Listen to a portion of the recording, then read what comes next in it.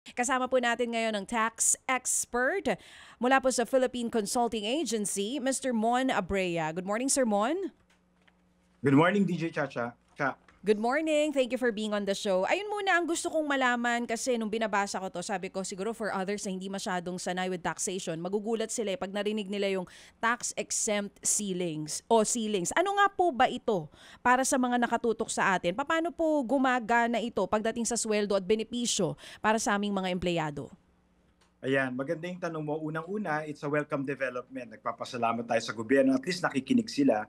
At ito ay magandang tugon. Pero linawin natin, itong tax-free benefits, ito yung tinatawag na de minimis. Ito yung maliliit na tulong na binibigay ng mga employers sa kanilang mga empleyado para matugunan yung mga quote-unquote cost of living. Kaya meron tayong rice subsidy, clothing allowance, laundry allowance, medical allowance. In short, hindi dinadagdagan yung taxable income mo or yung kita mo. Binibigyan ka lang ng allowance para mapandagdag sa panggastos mo. So, de minimis ang tawag sa kanya. De minimis ibig sabihin maliit.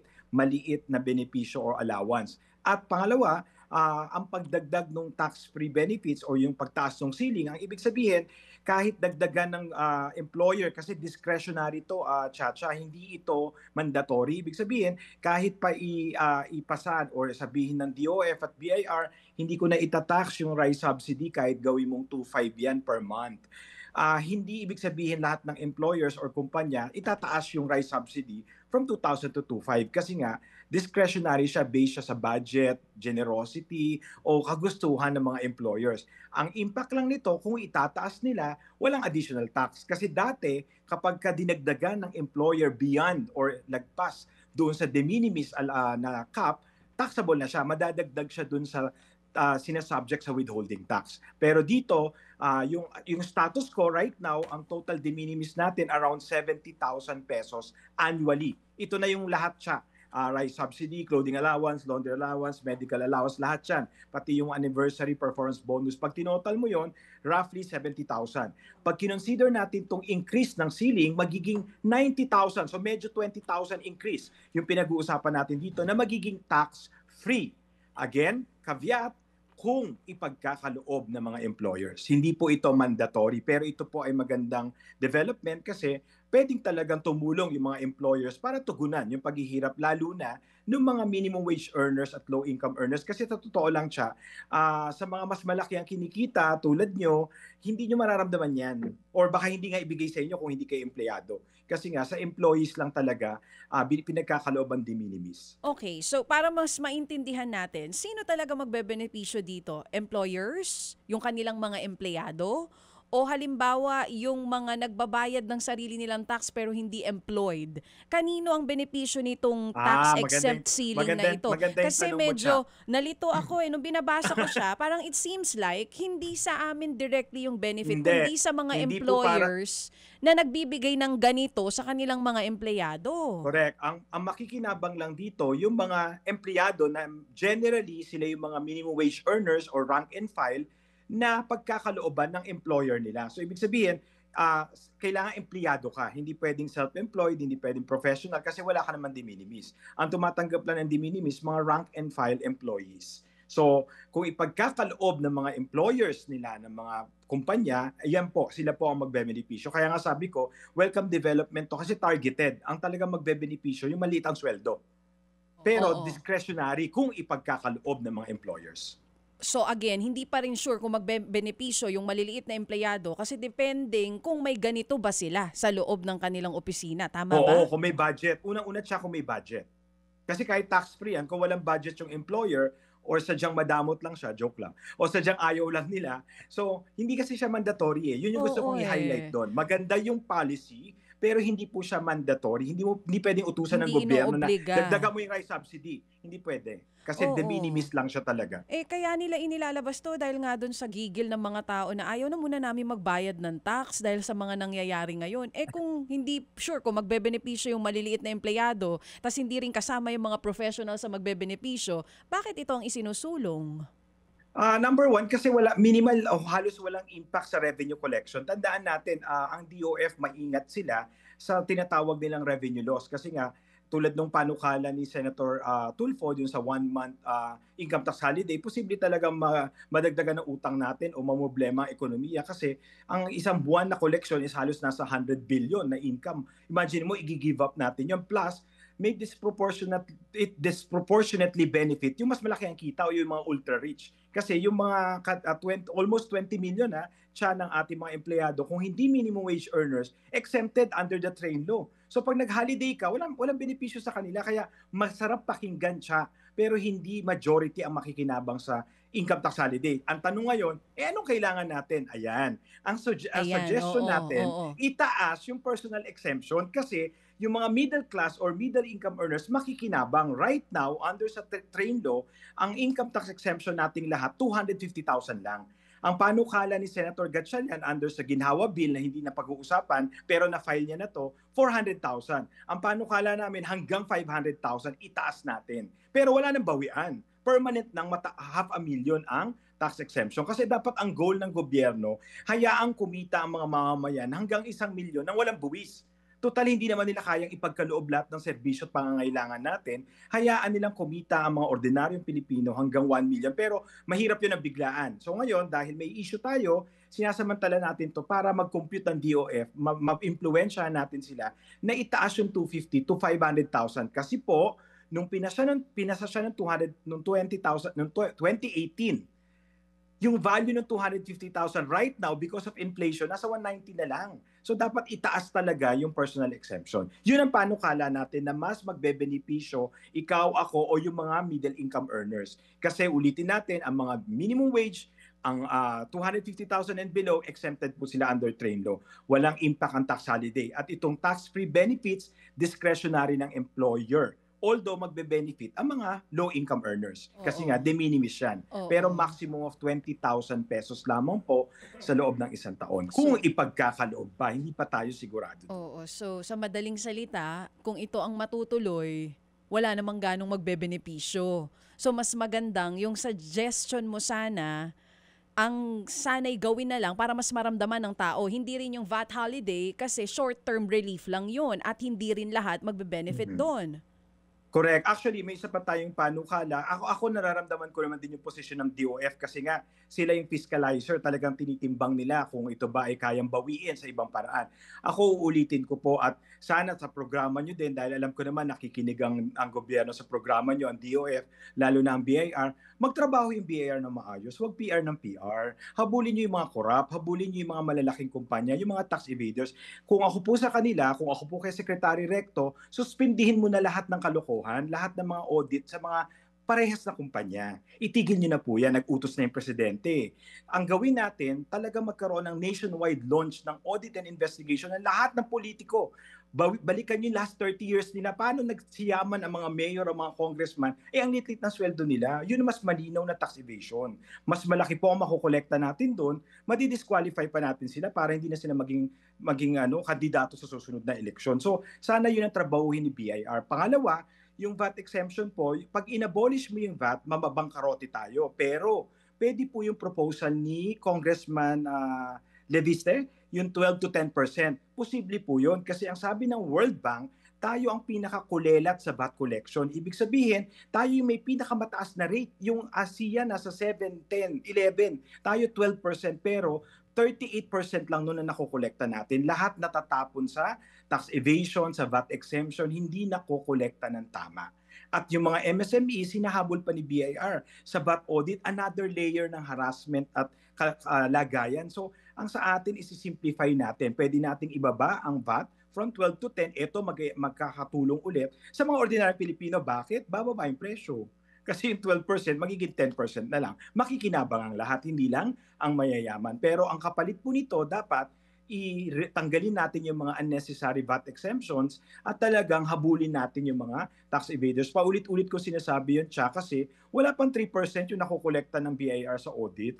Itigil nyo na, 3% lang pala yung nakukolekta nyo. Tulog na lang tayo. Aray ko po, oo. Pero paano kaya mangyayari ang suggestion mo? Syempre kailangan din naman kumita ng gobyerno natin. Ito nga yung suggestion nila kasi ang sabi mo kanina, meron tong minimal impact sa revenue ng gobyerno. Syempre hindi rin naman po pwedeng wala silang makolektang pera panggasta dun sa mga proyekto natin. Pero yung bang suggestion mo, Paanong impact nun sa revenue collection nila? Ayan, magandang Oo. tanong mo siya. Lahat ng suggestion natin ngayon, una, ito yung kino-coordinate natin sa DOF, hindi tayo nakikipag-away sa kanila. Gusto natin tulungan sila kasi lahat ng suggestion natin may offsetting measures. Ibig sabihin, may paraan para mabawi nila yung posibleng mawala kapag tinaas yung personal exemption from 250 to 500,000. Ang panukala ko talaga doon, i-direct sa BIR audit. Ipasa yung burden sa BIR na habulin nila yung mga tax evaders, lalo na itong malinaw na galit ng bayan nakatuon sa flood control. Alam mo, galing lang kaming Alaska, talagang galit ang mga Pilipino. Sabi ba naman, kayo po ba may flood control? Ay, wala po. O sige, welcome kayo, welcome. Talagang galit ang mga Pilipino kahit sa parte ng mundo. So, yung paghabol mo, makasuha mo ng tax evasion, sila Saldico, sila lahat ng mga nabanggit sa kaso na to, malaking bagay yan para sa mga Pilipino kasi at least alam nila pinoprotektahan sila ng gobyerno at nakakolekta pa tayo ng buwis. Pero Ngayon, yung sa VAT exemption, ganun din. Kesa sa i-abolish mo yung VAT na medyo mahirap kasi mawawalan talaga tayo ng koleksyon. Correct. 40% ng ating koleksyon nanggagaling pa rin, 20 to 30% nanggagaling pa rin sa VAT. Kasi total na 40% excise at VAT. So medyo mahirap galawin yan pag tinanggal mo. Wala tayong pagkukunan pero pwedeng ibaba 12 to 10 kung aalisin yung ibang VAT exemption, i-implement na yung electronic invoicing para ma-monitor na talaga lahat ng mga purchases kasi marami talagang hindi nagde-declare at nagbabayad ng VAT at maraming gumagamit ng peking resibo. Kasama na po yung mga government contractors. Gumagamit sila ng mga fake receipts. Aray ko po. Oo. Ako na nagsabi siya Oo, kasi ikaw yan, hindi ikaw nila nagsabi kinasuhan. niyan. Oo, pero Pag hindi pa rin nila kinasuhan yan, ako na talaga magpa-file ng kaso. Wow. Pero po pwede nga ba yun, Sir Mon? Sorry, kung medyo mabagal yung galaw, halimbawa, pwede bang ordinary Hindi citizen? Ang mandate nasa BIR, tapos hindi Ah. nila directly kayang kasuhan, idadaan pa nila sa DOJ. Kaya nga may panukala before na ibigay na yung kapangyarihan na mag-file ng kaso sa BIR kasi mabagal din sa DOJ. Pero yun yung proseso natin right now. Kailangan, di ba kaya nga lagi may picture taking si Commissioner sa DOJ. So yung final niya, hindi ka pa sigurado kung ano nangyari doon. Nag-picture pa lang siya. Oh, ito. Yung sinasabi naman ng DOF dito na simplification ng withholding tax rates. Meron din silang binabanggit na ganyan for employees and employers. Ito ba ay malaking tulong kung sakali man? Actually, walang problema kasi yung withholding tax natin. Ang problema talaga is yung first rate kasi 20%. So ibig sabihin, pag lumagpas ka sa 250,000, meron ng 20% na withholding tax rate. So ang pwedeng gawin is i-adjust yun. Pero yung mismong table or yung withholding tax, maayos naman siya kung tutuusin nga siya. 83% ng personal income tax collection natin, lahat sa empleyado nang galing. Hindi sa professional, hindi sa mga self-employed, sa empleyado. Sa mga empleyado. Kaya kung meron talagang dapat tulungan ng gobyerno at pagtuunan middle ng class benepisyo o tax relief, ito talagang mga middle income earners, middle class talaga siya.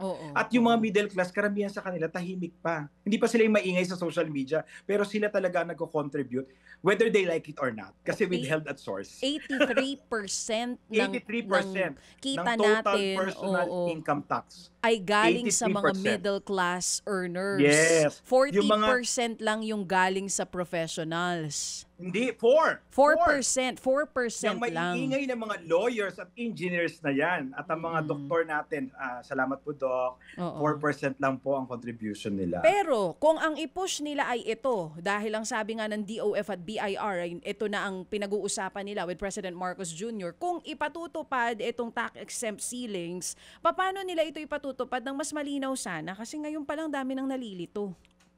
Actually, kapag yan pinatupad, parang memo lang naman yan. Sinasabi lang sa mga employers, pwede nyo nang dagdagan hanggang 20,000 ang de minimis benefits na pwede nyo ibigay o ipagkaloob sa mga rank and file employees nyo. Pero tulad ng sinabi ko, ang pinapaalam lang nila na hindi na namin bubuwisan yung additional 20,000. Pero whether iga-grant o ipagkakaloob ng employers, subject to their discretion. Decision nila yon, hindi ng gobyerno. Yung possibility halimbawa na magamit ito ng isang kumpanya bilang loophole, parang ang gagawin is tataasan na lang yung allowance nung employee para hindi na ito mabubuwisan. Is that possible? Possible, pero maliit lang yan. Okay lang kahit gamitin nila. Okay lang. So po pwede. Maliit lang yan. Maliit lang yan. Kung ako yan kesa itaas ko muna yung sweldo niya ngayon para lang hindi mataksan, idaan ko sa allowance, okay lang yun. Maliit lang kasi siya. De minimis talaga siya. Pero tulad ng sinabi ko, ang de minimis po, hindi yan kasama sa sweldo mo. Talagang allowance lang yan. Maliit lang talaga siya. Pwede magtanong? Ay, sorry. Ay, dito Andito pala. pala si Sir Ted. Eto na si Sir Ted. Andyan po O pala. sige, the floor is yours, boy. Good evening, Sir Mon. Good evening. Ay, salamat po. Magandang gabi po mula sa Washington, D.C. Yes. Oo. Sir Mon, yung binabanggit mo lang na buwisan ang mga suriin yung tax compliance ng mga nasa gobyerno. Kasi Opo. ngayon, SALN pinag-uusapan, di ba? Filing ng SALN, sa publiko ng SALN. At tayo naman nagagalak sa mga nagbubukas nito at nagsasabi kung ano ang kanilang mga net worth.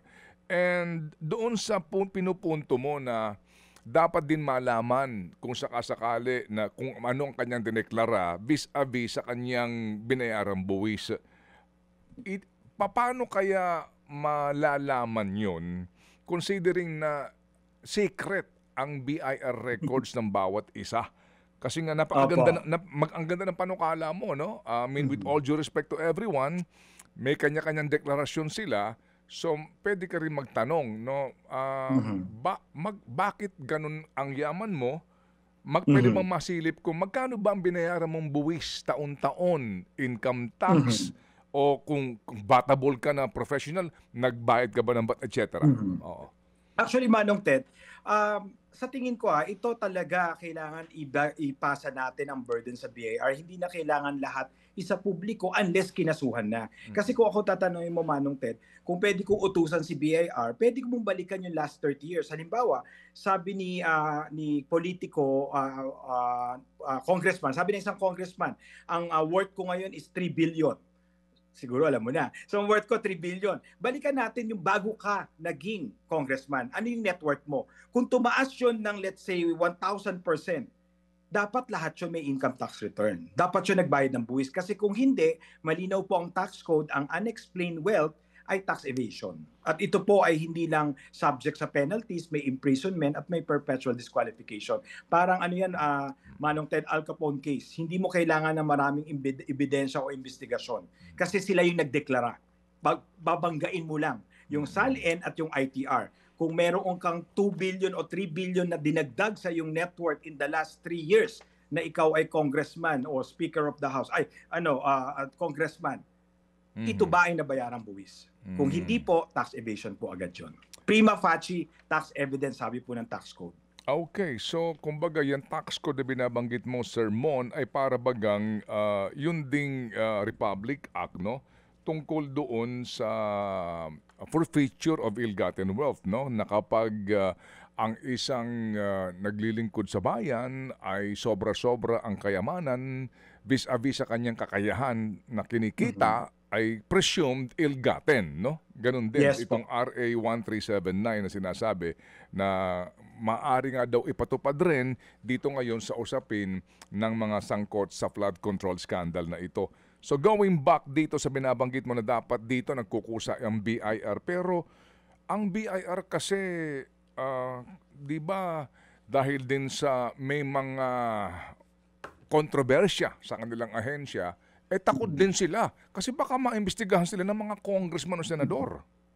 Opo, kaya nga po isa sa panukala din natin is i-abolish na lang din si BIR.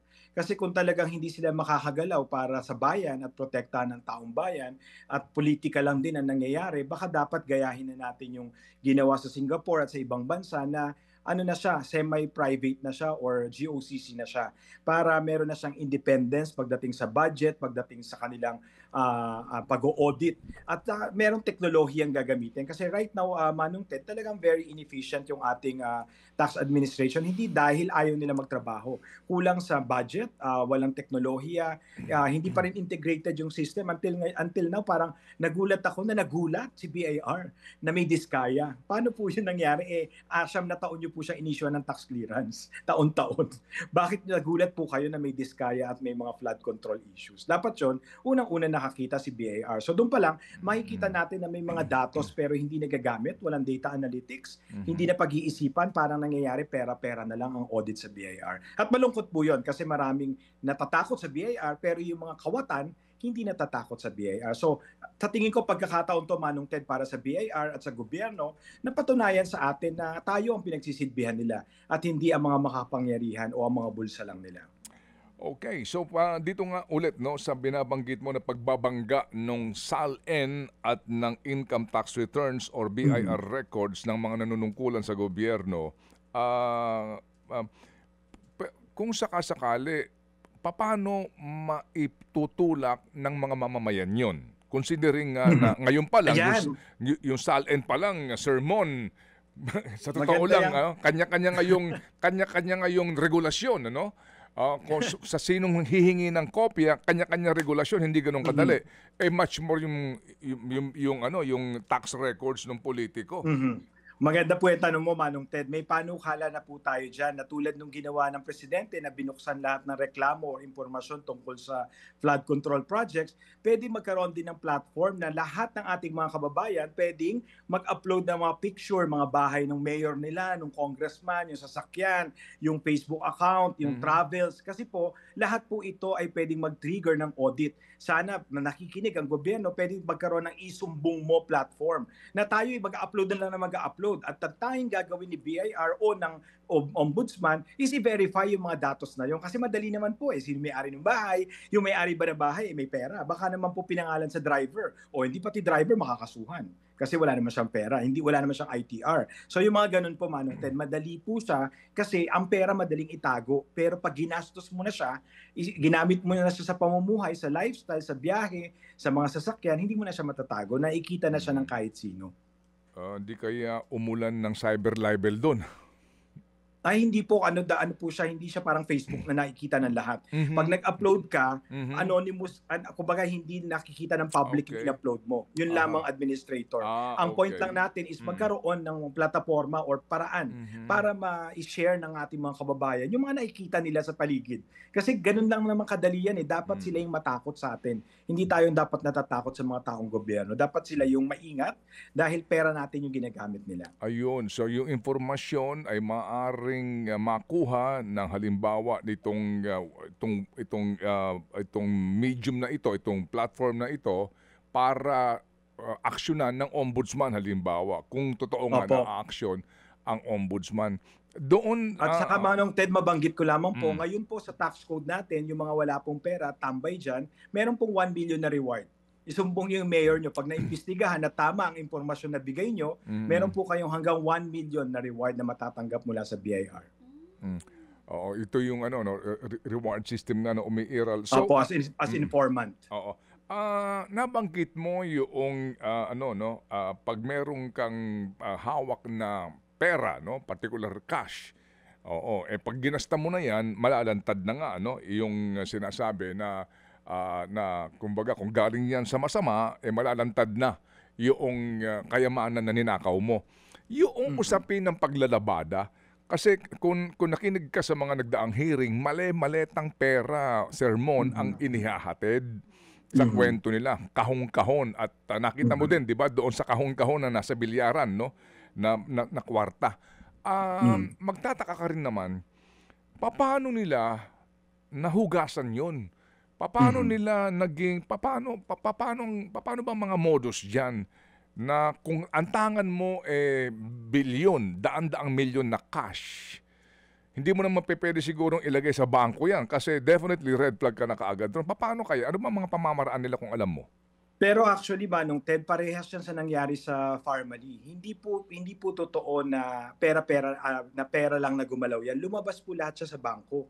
Ang talagang money laundering is pinalalabas nilang lehitimo ang transaksyon Mhm, tulad nung sa Pharmally at parehas dito kay sa flood control, pero wala talagang produkto o serbisyong binigay. Pero ilalabas yung pera at paiikutin nila yon para mm. lumabas is ito'y lehitimo. Pero actually dahil hindi siya lehitimo, once na lumabas sa bangko, hindi na nila ibabalik. At yun na yung nai-impok nila na maraming pera. Kaya nga po yung mga sangkot sa mga gantong kaso, kahit yung sa pork barrel or sa farm money, lahat po yan, hindi po, wala na sa bangko yung pera. Dahil hindi nila ibabalik yan dahil nga mas mababantayan sila doon. Pero dapat po, nag-red flag yan sa AMLA. Yun lang din po ang tanong ko, Mm, bakit mm, tayong mga ordinaryong Pilipino, 500,000 pa lang kino-question na. mm, Tinatanong na tayo kung saan gagaling, paano mm, saan gagamitin. mm. Bakit yun 500,000,000 wala lang man tanong-tanong. Sa tingin ko po dapat ang BSP is tignan din ito at maghigpit sila sa tamang paraan, hindi yung hinihigpitan yung maliliit. Ganon din yung COA, hinihigpitan nila yung ballpen o lapis ng maliliit na empleyado pero yung malalaking ginagastos o anomalya kahit confidential funds hindi nagagawan ng tamang investigasyon. Sa gitna ng ng pagkamuhi ng marami sa ating mga kababayan, yung usapin ng tax boycott. Ano ang pananaw mo doon, Mon? Sa Pilipinas ba na setting, yan ba pwedeng gawin ng mga middle class o ng mga professionals para maramdaman ng gobyerno talaga ang muhi ng ating mga kababayan sa nakawan na nangyayari? Kung tutusin po ang civil disobedience is talagang rurok o tipping point na parang people power na pwedeng gawin ng taong bayan kung talaga mapatunayan o naniniwala sila na wala na silang maasahan sa gobyerno nila. Kasi 'di ba parang yung pagpunit ng sedula yan, ito yung panahon na sinabi natin ayaw na namin sa inyo. Gusto na namin maging malaya at kami na lang bahala sa sarili namin. So ang hindi pagbabayad ng buwis o civil disobedience, posible po mangyari pero sabi ko nga po sa iba kong panayam bilang tax advocate, medyo nangangamba tayo dyan kasi baon tayo sa utang. At pag nagkaroon tayo ng civil disobedience, ilang buwan lang hindi makakolekta ang gobyerno, talagang parang dito sa US, di ba, shutdown sila. Sa atin, baka talagang hindi makabawi kagad. At mahirap yon kung sila pa rin yung mga nanunungkulan. Di bali sana kung pag ginawa natin yung hindi pagbabayad ng buwis, mapapalitan sila. Baka po ano na namang investigasyon yung i-launch, sila pa rin naman yung nandyan. So parang hindi rin po. Ang sa akin po, mas maganda na ipilit natin na mapilitin sila, lalo na si BIR, kasuhan to mga corrupt na to at pagdating sa 2028, wala na sila dapat talaga sa balota. Yun sa tingin ko yung pwedeng pagbabago. Pero yung masyado po yatang reckless or delikado na basta na lang hindi magbayad kasi unfortunately, tayo mga nagbabayad, tayo din yung maapektuhan kapag nag-shutdown ng gobyerno natin dahil walang pondo. Pero yung 'di ba yung ang purpose ng pag-cripple sa gobyerno na hindi siya makatakbo kasi nga wala siyang cash, wala siyang pera, no? So cripple ng gobyerno, 'di ba yung ang purpose nun to change the people in government that will be 'di ba yung ang purpose yung ang ultimate purpose nun sa iba. Sa iba ito sa iba ito na pag-uusapan po lamang natin. Oo. Gusto kong sabihin na Manong Ted na sang-ayon ako sa iyo pero makapal ang mukha ng mga politiko sa atin. So I don't think magre-resign sila pero posible po 'yon. Ang sa akin lang kasi sa ibang bansa although yung nga ang effect nito yung babaksak talaga ang ekonomiya ng Pilipinas at definitely po magiging problema ito para po sa ating mga alam niyo na mga inuutangan natin etc. Pero yung sinasabi ng iba na ultimate na maaari mong gawin nang hindi dumadanak ang dugo, no? Na hindi nagkakaroon ng sakitan, yung sinasabi nga to cripple the government by not paying your taxes. Yun po sinasabi ng iba opo sa ating po mga nababasa etc. Pero Sir Mon, kung ikaw isang manggagawa, no? Ikaw mismo personal, ayaw mong magbayad ng buwis sa gobyernong ito sa sama ng loob mo. Pwede mo bang kausapin ng employer mo? Mr. Employer, ako naman kakayanin ko kahit papaano siguro hindi muna ako tumanggap ng sweldo. 1 taon, meron akong naipon. Pwede mo bang sabihin na hindi ako kukolekta ng aking sweldo tapos dahil hindi ako nakakakolekta, hindi ako obligadong mag-remit ng VAT, magbayad ng kung ano, wala ka muna sa akin i-withhold kasi wala akong kinukubra sa iyo Pwede ba 'yon? Pwede po. Kasi ang ating withholding tax is based sa income na dinideklara. So kung hindi ka magdedeklara ng income dahil hindi mo siya tinanggap, then wala din buwis na pwedeng makolekta. So hindi rin ako magpe-penalize ng anumang penalty ng payment ng taxes kasi hindi ko pa practically, kumbaga, kukunin ko yung sweldo ko kapag tapos na ang administrasyon. Sana all, di ba? Pwedeng gano'n. Hindi ko muna kukunin yung pera ko, sa inyo muna. Hindi. Is that possible na may mga manggagawa na okay, titiisin ko lang muna, ito lang ang aking savings. Titiisin ko lang ng 1 taon, 2 taon na lang. Magbabayad, kukunin ko na ang sweldo ko ng buo.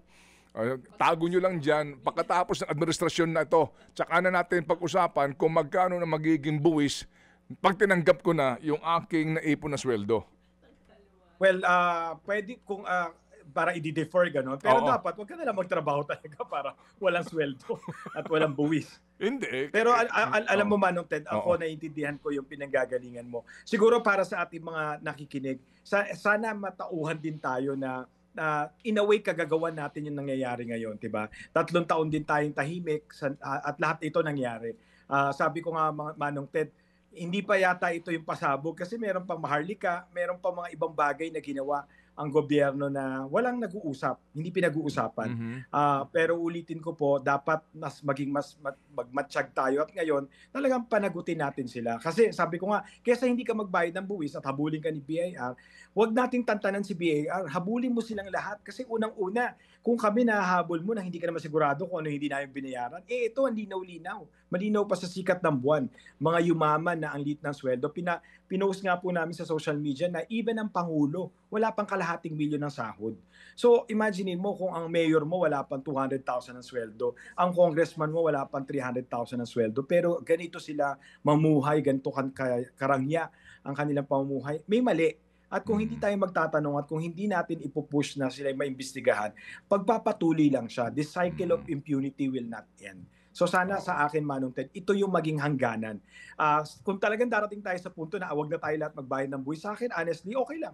Kung darating sa point na talagang hindi tayo maging makontento sa ginagawa ng gobyerno na panagutin ang mga korap, honestly, wala akong nakikitang mali na hindi na magbayad ang lahat. Pero ulitin ko po, malaki din po ang sakripisyo na haharapin natin. Dahil tayo pong mga nagbabayad ng buwis, tayo din pong mahihirapan pag hindi tayo nagbayad ng buwis. Sa puntong yan, kami nagpapasalamat sa iyo, Mon, sa iyong mga sinabi at yung itong pangdulo mo na statement ay talaga naman panggising sa ating lahat, no? Tayong lahat dito ay at fault, no, sa kung bakit nangyayari ito. Kasi nga hinayaan natin na sila'y wala na silang takot eh. 'Di ba? Walang iya na nga sila eh. Wala na, talagang kawalang iyaan na, 'di ba? Kitang-kita mo naman. Sobra naman 'yan. Wala nang project. I mean, 'di ba kawalang iyaan na 'yun talaga? Wala silang takot.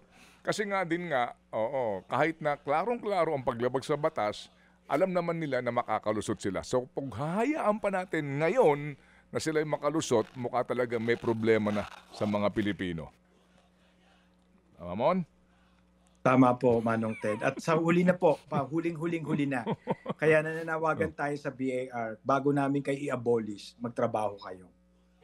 Salamat na marami, Mon, sa iyong mga makabuluhan na pahayag sa aming programa. Sa uulitin, mabuhay ka, Mon, at mag-iingat ikaw habang ikay nasa biyahe. Salamat na marami.